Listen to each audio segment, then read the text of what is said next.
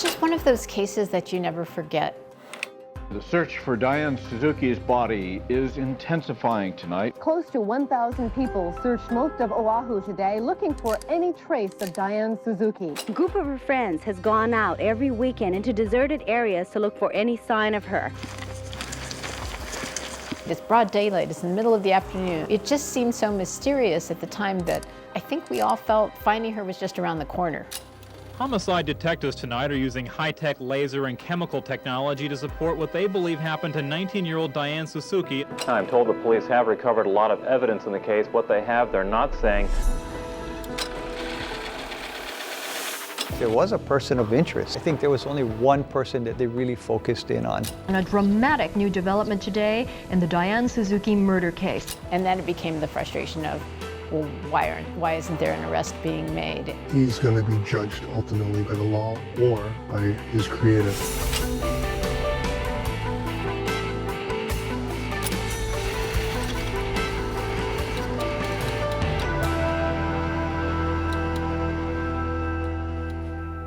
It's one of the most puzzling missing persons cases on Oahu. 19-year-old Diane Suzuki disappeared 40 years ago on July 6, 1985. More than 20,000 posters were put up. Thousands of people dedicated thousands of hours searching for her. But the case went cold, not because there wasn't a suspect, but because there wasn't enough evidence to indict him.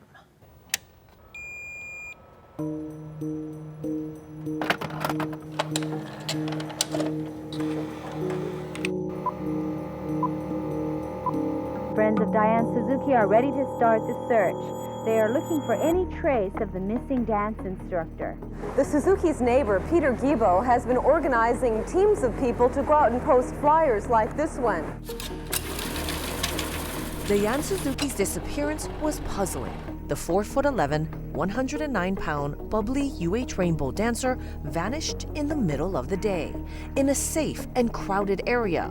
Tracing her steps, the killer only had a small window to act. Suzuki, a dance instructor at the Rosalie Woodson Dance Academy in Aiea, had just finished teaching a jazz class at 3 p.m. A newspaper article said she then spent about 5 minutes helping a dance academy photographer move some equipment. About 3:15, another dance instructor who was waiting in the parking lot went upstairs to look for her, but Suzuki was gone. Her car, keys, and purse were all left behind. The two ladies were supposed to ride together to the North Shore for a dance academy gathering at Turtle Bay Hilton. When I didn't hear from her, I was like, I guess we'll talk when she comes back from her reunion. Then no one heard. She never showed up at Turtle Bay, and so we went looking. This man was dating Diane Suzuki at the time. They had been together for 3 years. He asked that we not show his face or use his name because of his job. We went on searches every day, and we always started at the Suzuki residence in Aiea. The Suzuki family was always gracious and welcoming to those who tried to help. Diane was the youngest of 5 girls to Yuri and Masaharu Suzuki. In a 1985 interview with former KGMB reporter Leslie Wilcox, they described their daughter as full of energy and loving. She is so independent, going out and this and that, and all of a sudden she just sits on my lap and stays with me. That was, I thought, still my child, I was thinking. Why? I don't know. Why anybody want to hurt her? For years, the family waited and hoped their youngest would someday return. The case was classified as a missing person. News of Suzuki's disappearance triggered an island-wide search. Status report, Hello Valley. The last group is about 15 minutes out. Volunteers using radios worked their way across Oahu. Black shoulder length, very wavy. Okay, eyes were dark brown. She had on at that time black leotards, a white t-shirt top, cut in tight at the back and at the waist. The command post for today's search was set up just a short distance away from that dance studio. The Suzuki family spent the morning there, waiting for any word and thanking the people who came out to help them. So we went looking. We looked everywhere for days, months. you know. We ran out of places to look because we went everywhere. She was close to her family, she was close to her friends, she had plans. She wasn't someone who was going to disappear herself. Robbie Dingman was a reporter in the 1980s and 90s. She covered the Suzuki case extensively. It was something everyone talked about. It was something we were all concerned about. It is definitely one of those cases that just really sticks with us. You think about her and you think what she's doing, you know? Then you get, sometimes I see her crying too. How much hope do you have left? We're hoping, we want everybody to pray for her, for her safe return. As time went on, the number of volunteers dwindled while investigators waited for new clues. It would be 5 years before there was a major break in the case.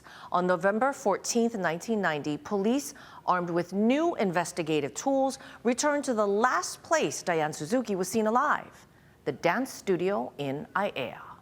Homicide detectives tonight are using high-tech laser and chemical technology to support what they believe happened to 19-year-old Diane Suzuki at the Rosalie Woodson Dance Academy 5 years ago. Using luminol and other forensic techniques, police were able to determine that Suzuki was killed in the bathroom. There was a lot of blood. In fact, when they went back, the floor had been retiled, and there was still the pattern of where the tiles were suggested that there was a lot of blood, enough that it seeped in between the tiles that were there at the time. The discovery of the blood was enough to reclassify the missing persons case to a homicide. We believe she was murdered, and we are processing this as a crime scene. It was crushing news to the Suzuki family. After so many years of trying to believe and making yourself believe that someone so close to you is out there still living, and you're hoping that she'll be home soon, and all of a sudden be told that no, this is not the way it is anymore. The reclassification refocused attention to the day she disappeared 5 years earlier.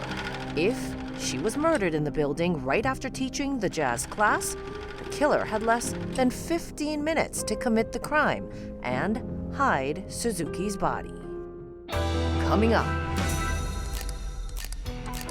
the Honolulu Strangler. There was a lot of fear. It was a series with women that were being found near stream beds. Was there a connection? And a person of interest in the Diane Suzuki murder case. An arrest is expected within the next week or so. Why confidence turned to frustration for investigators.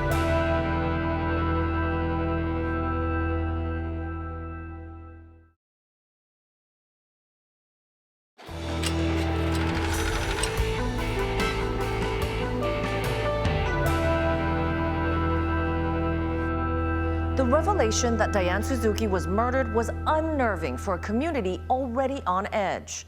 The 1980s was a violent decade on Oahu. There were multiple high-profile slayings with several killers on the loose. One, a serial killer, named the Honolulu Strangler. The victims had no connection to each other. They had very different jobs and lives. The first victim of the Honolulu Strangler was found in May 1985. 25-year-old Vicki Gail Purdy, an Army chopper pilot's wife who worked at a video store, was found dead at Ke'ehi Lagoon. Also found there in January 1986, 17-year-old Lelehua High School student Regina Sakamoto.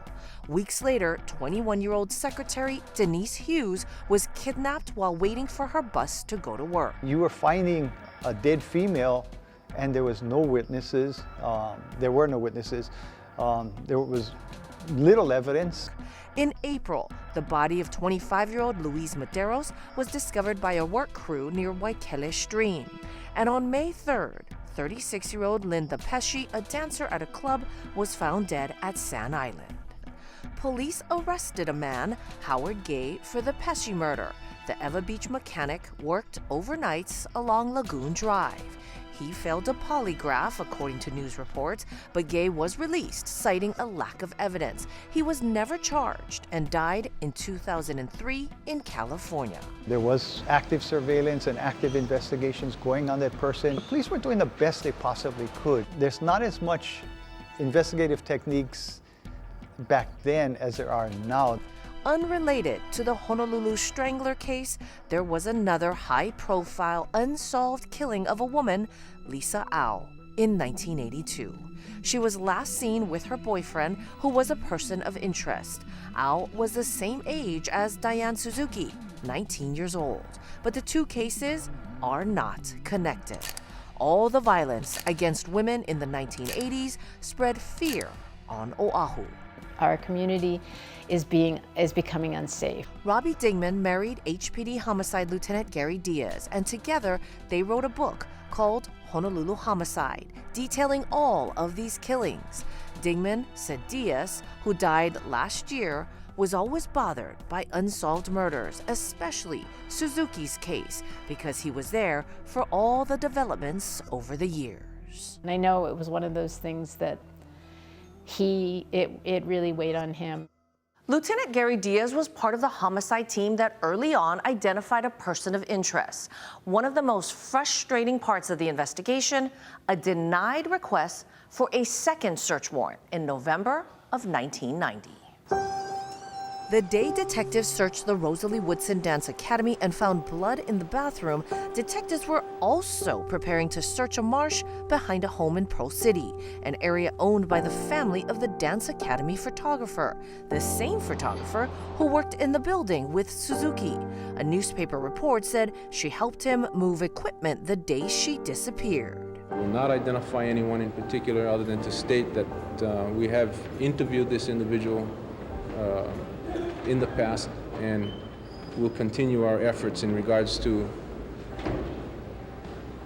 possible charges in the near future. The polygraph popped up, and while it's not admissible in court, it said he was apprehensive, he had scratches, his answers were not conclusive, and it just seemed at that time that more and more things were pointing to him. Suzuki's boyfriend said Diaz shared information with him too about the photographer. He showed me polygraph, showed me the pictures of his torso with the unexplained fingernail scratches, and say, I'll put my whole career, 30 years, that this is what happened. He did it. But detectives did not get the simultaneous search warrant to dig in the marsh. They were only granted the warrant for the dance studio. It wasn't until 8 months later that the second warrant was approved, July 1991. Police conducted massive days-long operations at the property between Kuleana Place and Kamehameha Highway. Live from the KGMB studios in Honolulu, Hawaii, this is KGMB News at 5.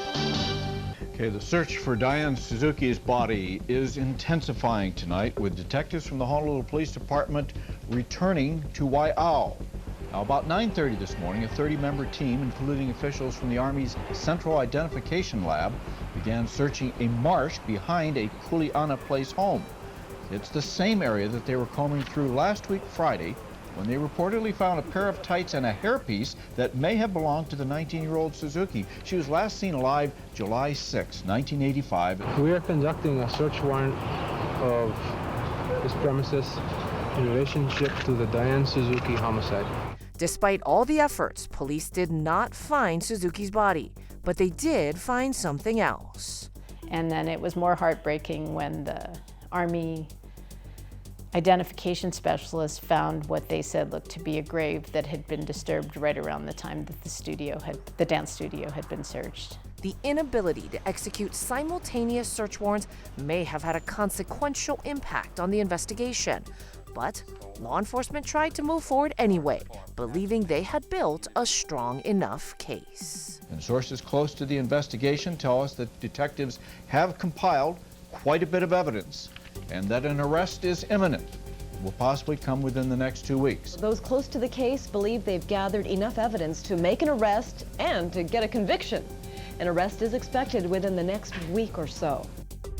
That arrest never happened. It would be 2 more years before there were any new developments in the case. Coming up. Is one of Honolulu's most publicized unsolved murders about to be solved? A grand jury impaneled, how many witnesses were called, and why that wasn't enough to move forward. Plus, hopefully the evidence was collected that new DNA testing could be done on this evidence. Could technology be the answer?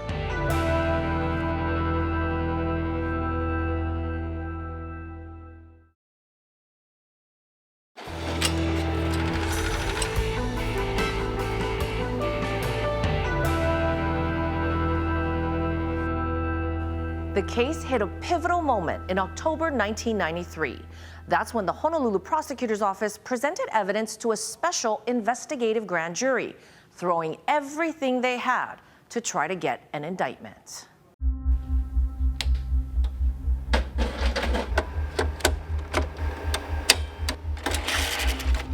More than 8 years after 19-year-old UH student Diane Suzuki disappeared, a Honolulu grand jury heard the evidence against the person of interest. Roughly 40 witnesses were subpoenaed to appear before the investigative grand jury. Many are police officers, but others include witnesses. City Prosecutor Keith Kaneshiro said the process would also help law enforcement gather more evidence. You have testimony on a sworn oath.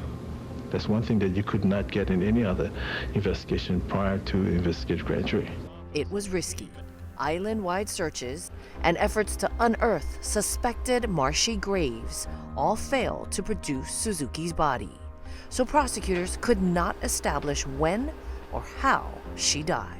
Should they get an indictment without a body in this case, do investigators believe that there's a chance of getting a conviction, a good chance? Well, Kaneshiro refuses to say how he feels about the strength of the evidence, but I do know the investigators at HPD feel it's pretty good. They have a strong feeling about it. They want to go with it, but I can tell you, even they admit that they know juries are unpredictable.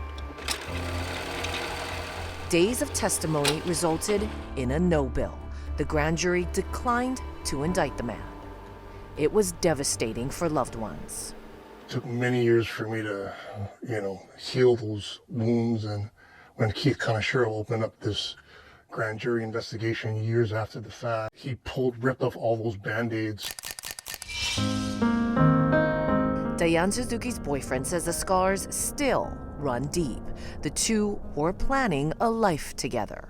How different would your life be if this didn't happen to her? Well, my late father told me that you're cursed. You were destined to be with Diane, to be married. And you feel that you were cursed because you were supposed to be with her?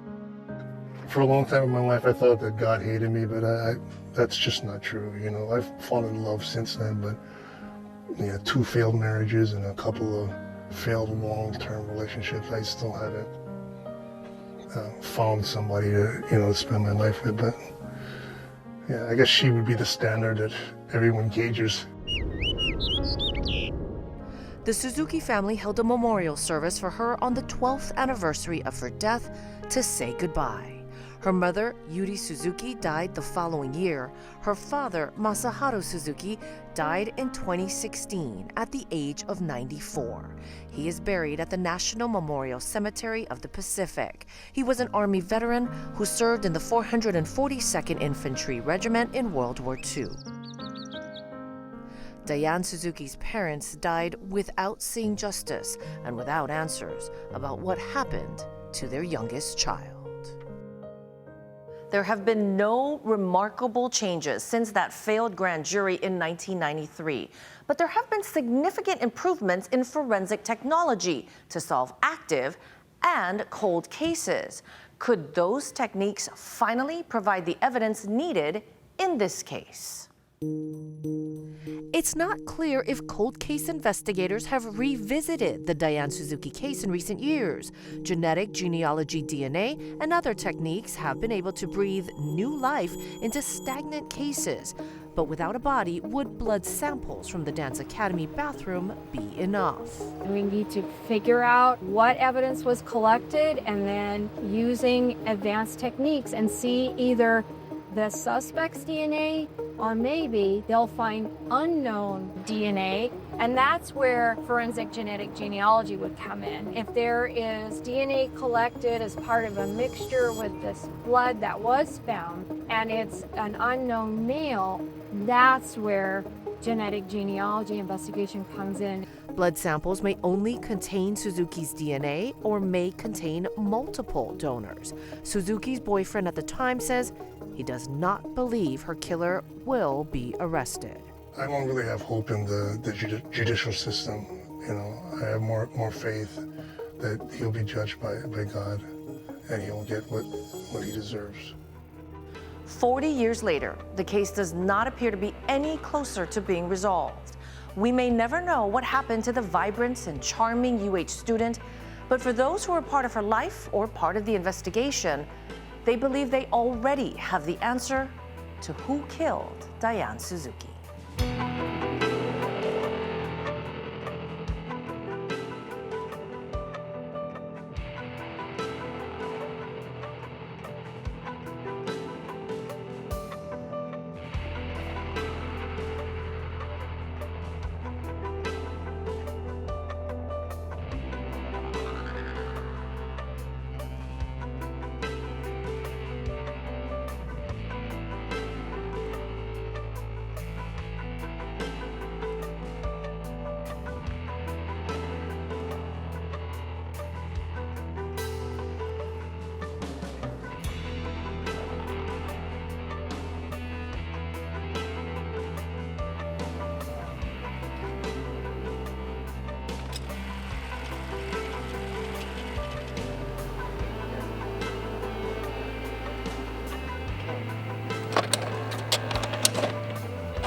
Could mean high-profile cases like the 1985 disappearance of Diane Suzuki will be investigated once again.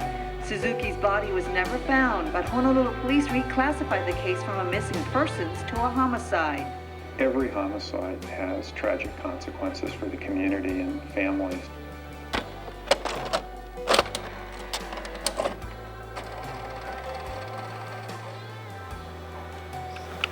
Why don't you guys go that way then? I'll go back this way. Okay. The Robin Hood Sea Beers Club was just one of dozens of organizations involved in today's search. Nearly 1,000 people turned out, all of them looking for some sort of clue to help solve the mystery of Diane Suzuki's disappearance. A week ago, they did find evidence in the marsh behind the house. Police won't confirm it, but they reportedly found some black tights and a hairpiece that may have belonged to Suzuki. Jerry, they've always had a suspect, so will he be indicted finally? Well, Jay, that's the talk of the town tonight, and it's a $64,000 question that no one can answer except members of that special investigative grand jury. Even though circumstantial evidence suggests Suzuki was murdered, her body was never found. And that's what troubles police and the prosecutor's office, leading many to wonder if an indictment would be a gamble. Kaneshiro is walking a tightrope. My policy has always been to look at the evidence, and when there's sufficient evidence to charge. And when we charge, you will have the name of the person who will be charged, if a person will be charged. The family and police hope the information leads to Diane. If you can help, call Crime Stoppers at 955-8300.